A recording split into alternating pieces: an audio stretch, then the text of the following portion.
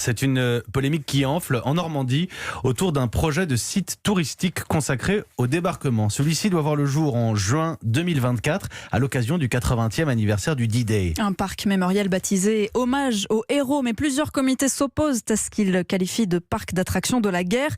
Ces opposants dénoncent une volonté de créer l'émotion. François Coulon. Ce sera du très grand spectacle, une tribune de 700 places circulant sur un rail de 700 mètres de long et traversant plusieurs bâtiments où le public sera plongé dans le débarquement, images d'archives et comédiens, une super production encadrée par des historiens de renom, à l'origine du projet Régis Lefebvre. Raconter l'histoire de manière la plus captivante possible, je ne vois pas quelque chose de choquant. En quoi faire un documentaire vivant est quelque chose qui pourrait trahir l'histoire? Ce n'est pas le Puy du Fou. Des milliers de Normands se mobilisent contre ce qu'ils qualifient de Disneyland du débarquement. Parmi eux, beaucoup de familles d'anciens combattants.